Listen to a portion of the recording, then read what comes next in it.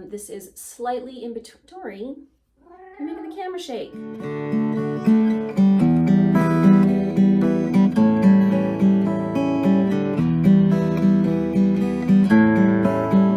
Hey everyone, welcome to episode 55 of the Hilo Stitch podcast. I'm your host, Kristen, and I am here to talk to you about what else? Knitting.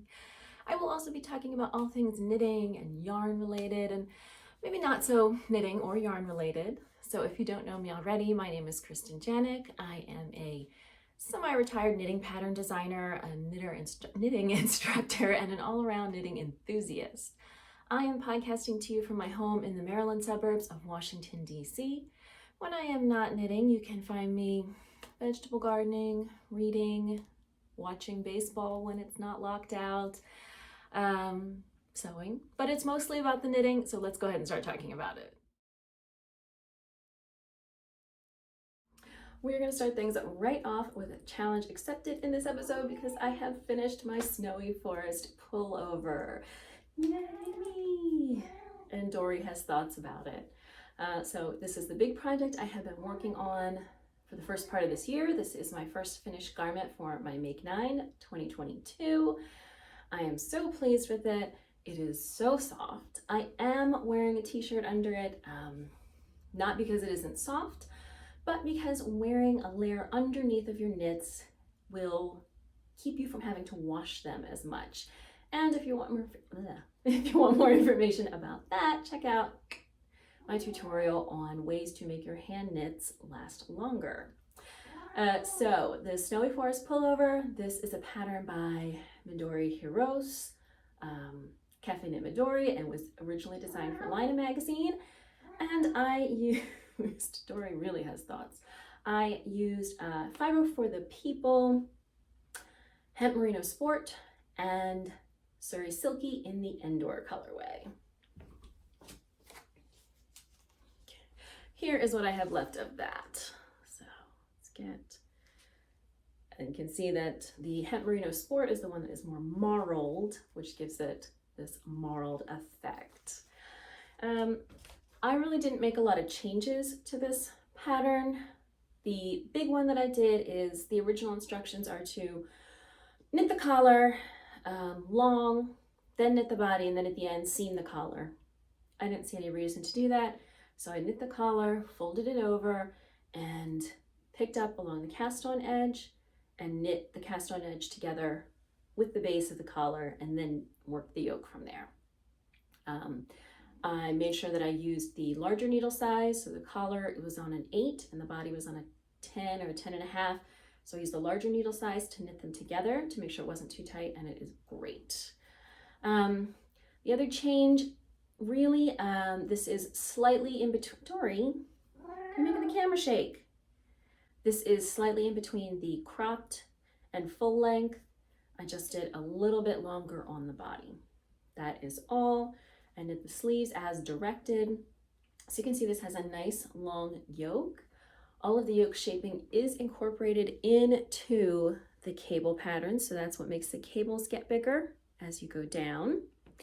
There is no shaping on the sleeves until you get to the cuff, and then you do one, I think it's just one round of decreases to pull that in so it gets slightly puffed. And then the only thing I did is use a tubular bind off. I really like tubular bind offs on sleeve cuffs. I did not do a tubular bind off on the body because it is just takes a long time. So on the body, I just did Jenny's Surprisingly Stretchy bind off. And that worked really well, especially with such dark yarn, it just kind of blends in.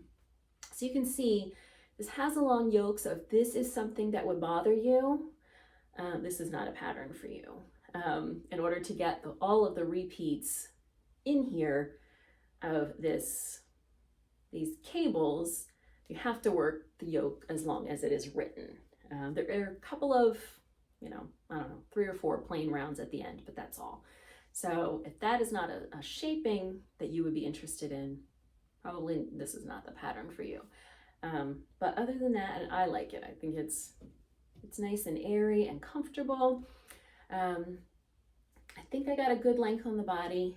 I Maybe should have knit the sleeves a little longer. They're fine when I'm standing, but if I, have to stretch or they definitely pull up.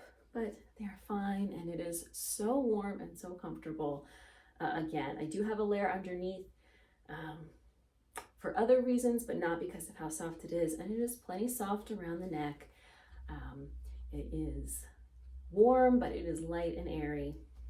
I love it. It's beautiful. I am so excited to have a sweater done already and a sweater off of my Make 9 already. It's so pretty. So, hooray, challenge accepted. One project from my Make 9 completed, off the needles and ready to wear. You may be able to tell I have a new camera.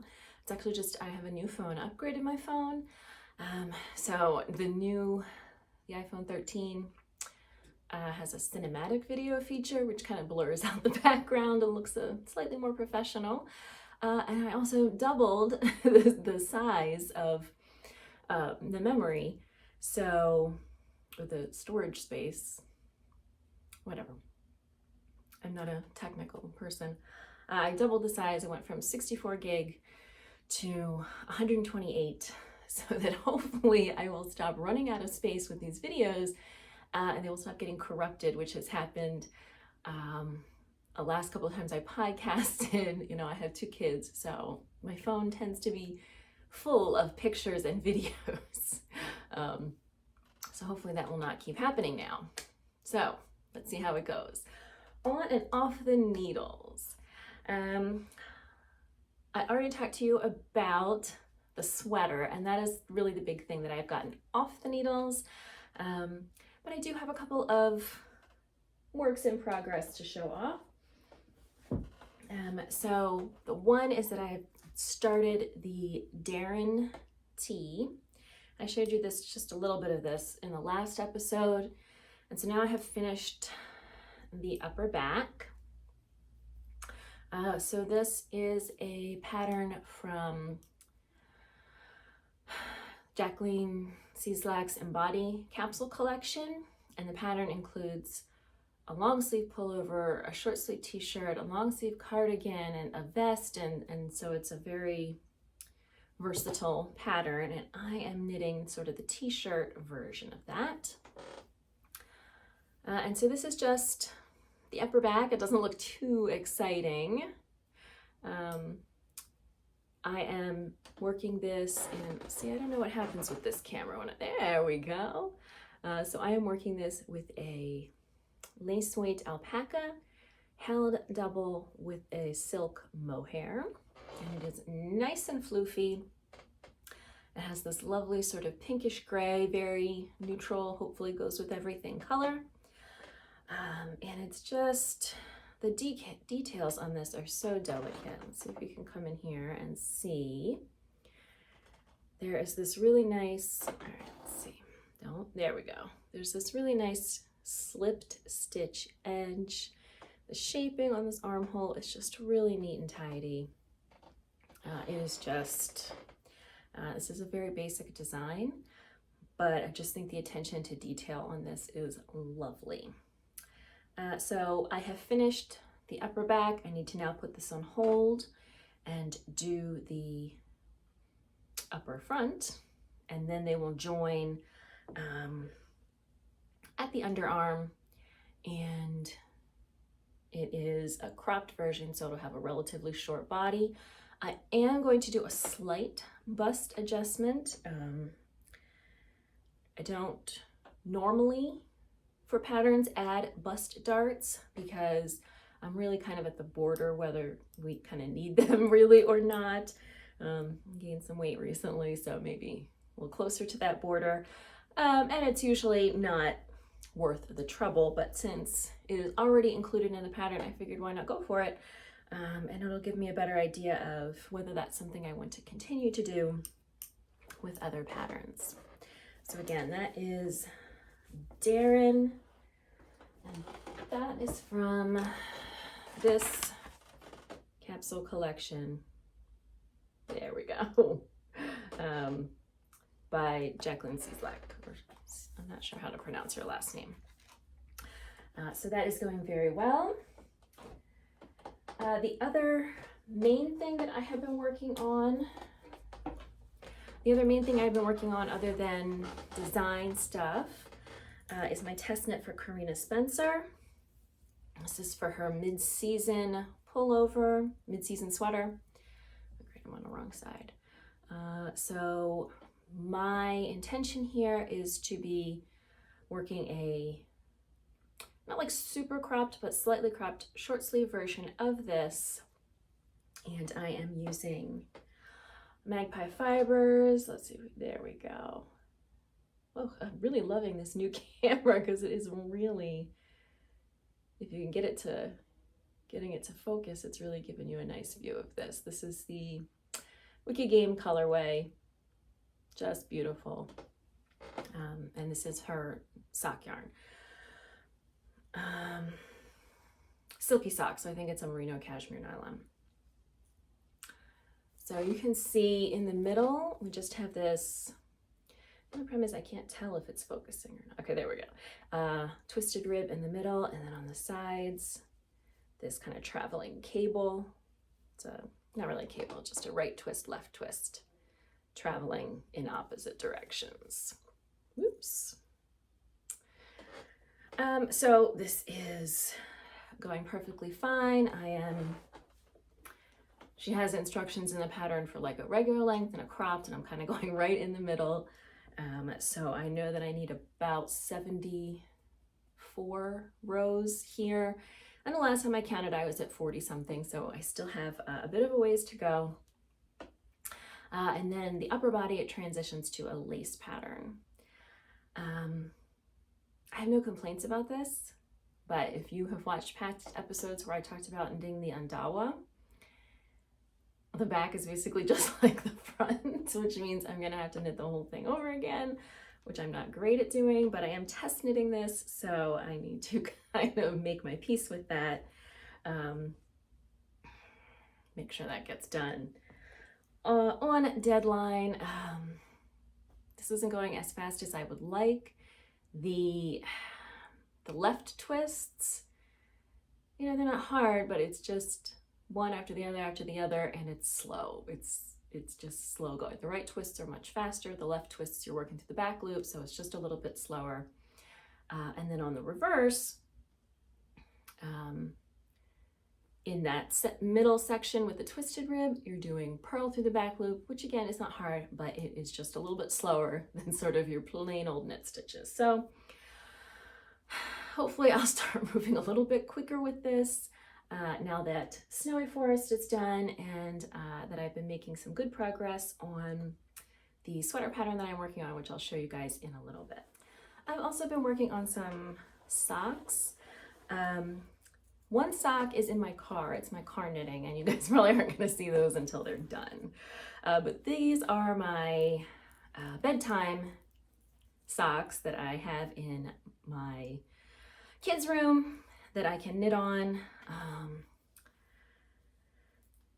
Usually I'm reading the bedtime stories, but now that JJ is 9, he sometimes wants to read on his own. He really likes these Diary of a Wimpy Kid books. I really don't care for them at all. I don't think they're a great example for him, but he loves them and he's reading, and that's what's important. So when he's doing that, I can knit some socks. So these are the Non-Euclidean Socks by Sarah Jordan, PA Knitwit. And basically this pattern is just a plain leg, fancy heel, and then a plain foot. So they're excellent for this sort of bedtime knitting. Once I got the leg as long as I wanted, I took them out of my son's room. I brought them in here to my studio. I did the heel, and then I put them back in my son's room. So these have a very fun heel. We'll see if we can get it to focus. There we go. So you can see the heel kind of sprouts outward from a point right here. That widens out. And then you just have the bottom of the heel. I think maybe after I finish this pair, I'll have it memorized, and then I won't even need to take a break to do the heel. So it's just, I really love this kind of a unique heel, take a plain pair of socks up a notch. This yarn is Old Rusted Chair. I bought 2 skeins from her. I cannot remember which one this was. They were kind of similar. So I want to say this one is Panic in Detroit. So you can just see, let's get that, there we go. Just a nice blue with some browns. I love blues and browns mixed together. I really do. It's sort of a hint of striping and some speckling. So these are just my, I mean, that's a decent amount of progress for having it in my son's room. I am knitting these. I usually like a 1.5 for my socks, but that was not available. So these are a US 1 needle, and I'm a little concerned that the fabric is a little stiff, but I'm hoping some blocking will help with that. You do want your socks to have negative ease, about 10% negative ease. And I've tried them on and they seem okay. But I am still hoping maybe they're gonna loosen up a little bit when I wash them. All right, so those are the main projects that I have been working on. I don't plan to cast on a new sweater right now, just because it's March, although today's Wednesday. On Monday, it was almost 80 degrees. And today it is currently 39 degrees and mostly raining, but I've seen a few snowflakes. Still, I'm not gonna need any new sweaters right now, and I am working on a sweater design and then have another sweater design in the pipeline. So I'm gonna try to hold off on casting on any new sweaters. What I am planning to maybe do is do a couple of the accessories from my Make 9. And as the weather continues to warm up, start focusing more on some garment sewing, which I'm going to talk about again a little bit later in the podcast. But sewn garments are, obviously a little bit easier to wear in warm weather than knit garments. On the other hand, Maryland Sheep and Wool is coming up, and the way that works is either it's going to be 90 degrees or it's going to be 50 degrees. There's like no in between. So I'm kind of torn. Do I maybe want to do a new sweater for that? Do I maybe want to get, one of my sweater designs?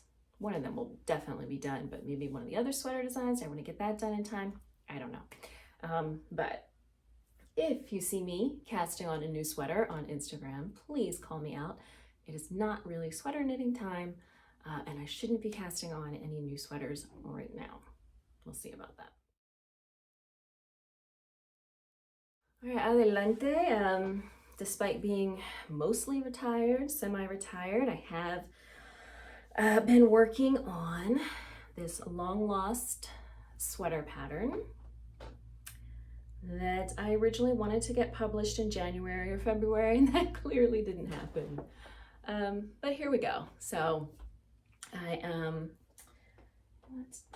I have to move this bag over here because that's where the tail is. Okay. So here we are. I'm getting a pretty distinct line right there.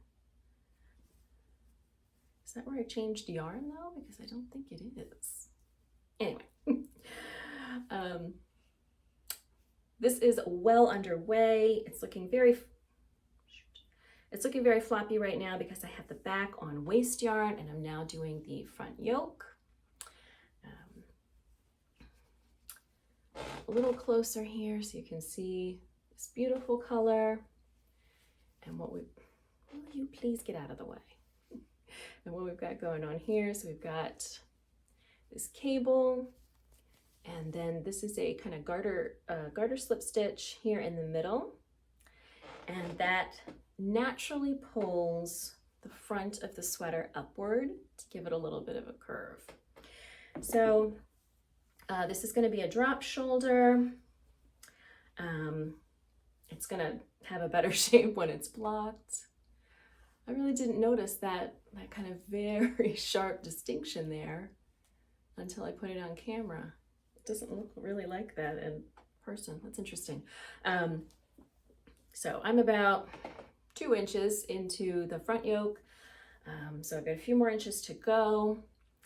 And what I think I'm gonna do is when I start the neck shaping, it's gonna kind of have like a wider neck. And I think at that point, I'm gonna extend the slip stitches to go all the way across, which will just give it a nice look with that patterning all across the top of the shoulders. And then it will be kind of 3/4 length sleeves and a little bit of a, like they're not tight fitted sleeves, but sort of a little bit of a wide sleeve that comes in kind of right under the elbow. So I did some math for this morning to figure out when I needed to start my neck shaping.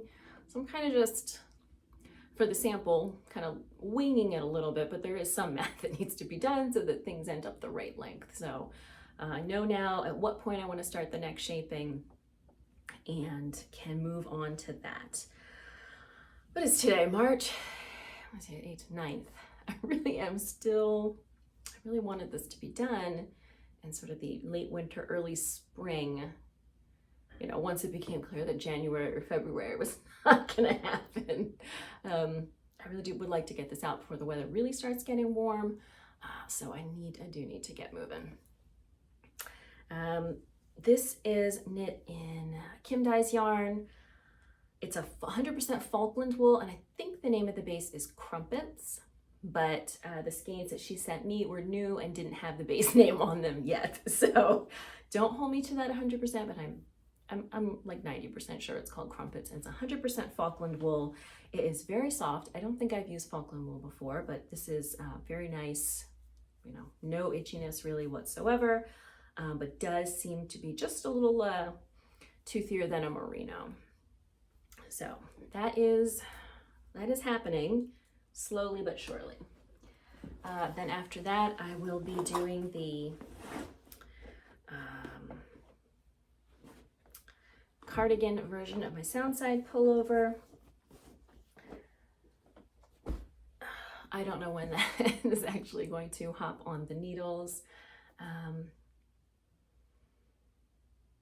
We shall see.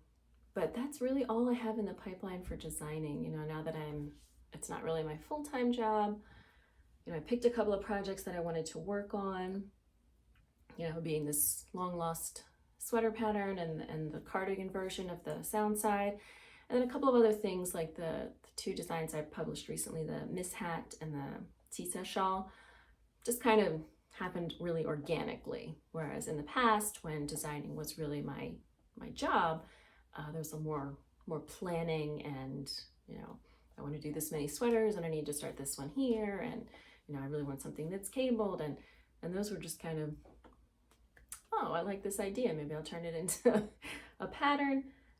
So we'll see where we go from there. Whether those may be the only other 2 patterns I do this year or not, we shall see. But they are in the works, and I will continue to tell you about them. News and events. I do want to remind you guys, if you are watching this episode shortly after it drops, that enrollment is closing for my Swatchmaster e-course. So if you are interested in that, please go ahead and sign up. The class is going to start on March 14th. It is 4 weeks. It is mostly kind of go at your own pace, but there will be weekly opportunities for a Zoom office hours or Microsoft Hangout office hours, or whatever the majority of students want, where we'll pick a time once a week to hop on and chat with each other and ask questions. And there will also be a online community where you can talk with your fellow students, either Slack or Discord, or again, whatever people decide that they want to use for that. And so those things are more real time, but the actual lessons and going through the workbook and things are more, you know, going at your own pace. But the live kind of stuff is going to take place over those 4 weeks. If, life happens and you fall behind, you will still have access to all of the videos and the workbook and things when the class ends. So if you're not sure about it, Swatchmaster is my e-course all about swatching and gauge, which sounds like a very small thing to cover over 4 weeks, but it's not. It's really more about, yes, learning to swatch, learning to check your gauge, but then also what do you do with this information once you have it? How can you use it to make your project better? We also will get into some things like other reasons for swatching, not just checking your gauge, like color and drape and fiber and things like that. We'll get into a little bit of basic math to help you adjust for gauge differences if you're working a pattern and you can't get gauge. And then we'll also be talking a little bit about how to use swatches to perhaps start creating your own custom designs. So if any of that sounds of interest to you, or if you are tired of your swatches lying to you and you want to get a handle on that, please sign up for the e-course. You can find the link in the description box down below. Again, class starts on March 14th, so please join us. Don't forget. The other kind of event that really, it's still about 2 months away, but I'm so excited to talk about it, is that Maryland Sheep and Wool is happening this year in person, and I'm so excited. I know that Rhinebeck happened last year, but I do usually go to Rhinebeck, but we really didn't feel comfortable with that yet. I'm feeling more comfortable with Maryland Sheep and Wool. I am vaccinated and boosted, and my kids are vaccinated, and it is mostly outdoors. It is in usually warmer weather. And of course, I don't have to drive 5 hours to get there and then decide, whoa, this is too crowded and I'm not comfortable. I only have to drive 20 or 25 minutes. And then if I feel like I'm uncomfortable, I can go home. But I am very excited about it. It is going to be happening. If you are going to be attending, please leave a comment and let me know. I'm really looking forward to seeing real life knitters in person. It seems like it's been a long time. And I'm definitely looking forward to petting sheep. What we usually do for Maryland Sheep and Wool, like I said, I only live about 20 minutes away, is on one day I will go with the kids and they can pet the sheep and get the carnival food and all of that. And then the next day I will go back by myself and do kind of my shopping and maybe some more socializing. One thing we have done in the past is I have hosted a little wine night. I don't know if I'm going to be doing that this time. Maybe as it gets closer. We'll see if any of my knitting friends and maybe some knitting followers will be interested in that. Again, I'll think about that a little bit closer to the event. The other thing that is usually happening is on the Friday before Sheep and Wool, there's usually an event at the Knot House, but I haven't heard anything about that this year, so I don't know if they're doing that. The Knot House is our local yarn shop, which is up in Frederick, which is probably a half an hour, maybe 40 minutes away from the fairgrounds where the Maryland Sheep and Wool is held. And that's always been a very popular event. I don't know if they'll be doing that. If I learn anything about it, I will certainly let you know. But Maryland Sheep and Wool is coming. It's going to be in person. I'm definitely going to be there. And I hope that I will be able to see some of you guys as well. All right, I don't actually have any new yarn to show you, but my son recently asked me to make him a pair of rainbow socks. And I thought that I had some yarn for it, but I wasn't sure. So I went ahead and did a little stash diving, and I actually found 2 skeins of Nitpicks Felici. There we go. You can see one is a rainbow and the other one's sort of a more muted collection of kind of sunset-y colors. If you're not familiar with Felici, this is Nitpicks self-striping yarn. It is fingering weight. I think they may also have a worsted weight. Especially for kids who are going to grow out of their socks really quickly. These are great. They are 218 yards per ball, so maybe that wouldn't be enough for an adult size, but great for kids. Again, they're going to grow out of these socks so fast. He wants a rainbow. I don't want to sit there with yard scraps and make him striping socks. There are a lot of beautiful, indie dyers who do self-striping, but let's face it, those can get pretty expensive. So if you are looking for self-striping yarn, especially for sort of more economical projects, definitely check out the Nitpicks Felici, and they are on sale right now, which yes, is why I'm telling you about this. I will include a link in the description box down below. When you click on my link, I will get a small commission if you make a purchase, and I greatly appreciate that. So Felici, self-striping, economically priced, the size of the ball or hank or skein or whatever you want to call it, is perfect for small projects, especially for kids. All right, so sewing. I have been doing some sewing, and even more so, I have been doing some planning for sewing. As I said, with warmer weather hopefully coming, sewn garments are a little bit more appropriate than many knit garments. So I think sewing is going to be continuing to pick up, and I'm also trying to be really conscious about planning, just be more mindful for knitting as well, about planning pieces that I'm actually going to wear, that are going to go with things that I already have, that are going to go together, so I don't end up with a bunch of stuff that just sits there. So I finished a project recently. I can never remember what this is called, this pattern. Okay, the pattern is called the Emmy Top. This is from a pattern from Seamwork.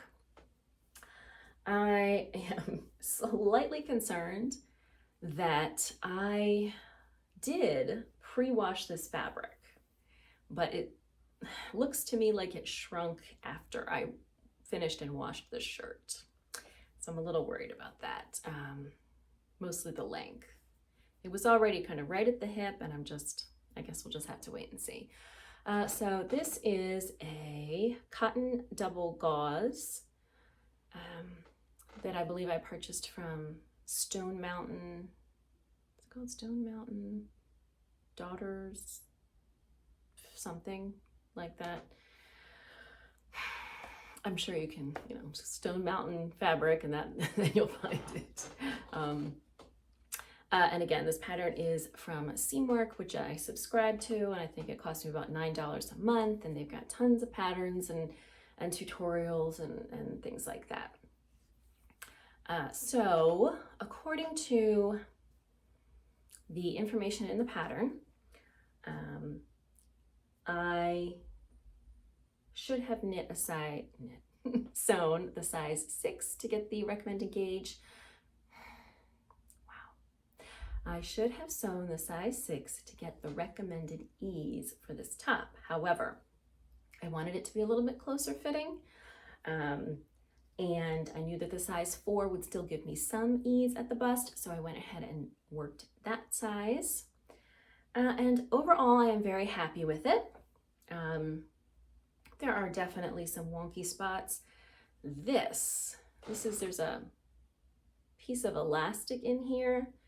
This part was a real pain in the butt to do, and I did not find the instructions very sensical for that part, but I got it done. I managed to set in both of these sleeves with nary a pucker. This part here closes with some hook and eye closures, and I think I guess that's the eye. The other part's the hook. I think they're not close enough to the edge.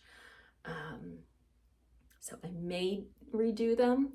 I don't see myself really, other than maybe the bottom one, I don't really see myself using them that much, so it might not be that big of a deal. And then they have this sort of elastic, asymmetrical cuff here. I actually have not worn this yet. I'm planning to wear it tomorrow, assuming it has not shrunk. I'm going to be going out to dinner up in Frederick with my sister and dad for Frederick Restaurant Week. And then there's this kind of girls' night out shopping thing they have going on that we're going to check out as well. So that is probably going to be the first outing for this top, again, assuming it still fits. But overall, this is a cute pattern, and I really like the fabric. It is really soft, very like floaty and airy. I didn't have any problems working with it, although you can see that my hem is not great. But overall, I really didn't have any problems working with it. And I'm really happy with this project. I think I like the kind of black and white. It's going to go with a lot of things, but still has, you know, some patterning. I'm not a big, I don't like really geometric prints, and I don't like really big prints. So I really like these kind of just small flowers spread all over. It's really more my style.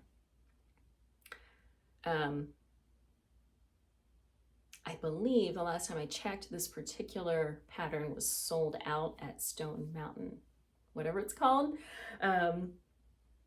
in this color, but I think they had some other colors as well. So highly recommend, very happy with this. Right now, what I'm working on are the Burnside bibs. This is an overall pattern, and this is my first pattern I think I've done that is intermediate. I mean, I've done some beginner patterns that I personally did not think were very beginner, or at least were not written for a beginner. But this is the first one I'm tackling that is considered intermediate, presumably because there is a zipper involved, and I have not gotten to that part yet. So this is the last thing I did on this. This is the back of the back pants, and they've got darts. So I managed to seam the darts correctly and oppositely like I'm supposed to. I did screw up the front pockets that I did the first time by, that's a tricky thing I'm finding when working with a fabric that is reversible. It's not, you know, quick to the eye to say, okay, this is the front, this is the back, and things have to be opposite. So that was an error, but it was one that was relatively easy to fix, but hopefully one that I will not have to fix again. So that doesn't look super interesting, but I have finished the front, and that looks a little bit more interesting. Okay, so of course it is gray, so maybe you can't see too much. So this is the front bib. There are two versions. And one bib, this was kind of the version with kind of a narrower bib, and the other one's a little bit broader. It has these nice pockets, very big, and this waistband that if you look too closely, you'd be able to tell that my top stitching isn't great, but the yarn and the kind of marling of the yarn, the thread and the kind of marling of the fabric, you can't even see it. It just blends so well. So I think this is really cute. I really wanted these to just kind of bum around the house, but also be easy to kind of dress up a little bit. There is still plenty of work to do, of course. Finish the back, sew up the inseam, then put on the straps, and then there's a zipper somewhere in there, and so there's quite a lot of work left on those, and that's really going to be kind of my last winter-ish project, and then I'm going to switch to some more spring. So I went ahead in the fall. I did Seamworks designer wardrobe kind of program to plan some of my sewing projects, and I didn't do the whole thing again for spring, but I did sort of an abbreviated version of it where I went ahead and collected some ideas for colors and shapes and things, and then created a mood board. So this is my spring mood board, and based on this I have started planning some projects. They have this like project plan sheet that comes with it that lets you plan out your projects. So I have a rather ambitious set of projects planned out that I probably will not finish all of them. Let's see, 1, 2, 3, 4, 5, 6. I have 6 that I already have fabric for. So that's good. 6 that I already have fabric for. It's 2 pairs of shorts, an Easter dress, a kind of summer sundress, 2 camisoles, maybe a pair of culottes. I don't know why, but I'm obsessed with them lately for some reason. Are they a skirt? Are they pants? A skirt design that has kind of splits in it. The Woolfork dress from the Cat and Body collection. Another top, a jumpsuit or a romper, and a maxi dress. So that's clearly ridiculous, and I'm never getting all of that done, but I'm well intentioned.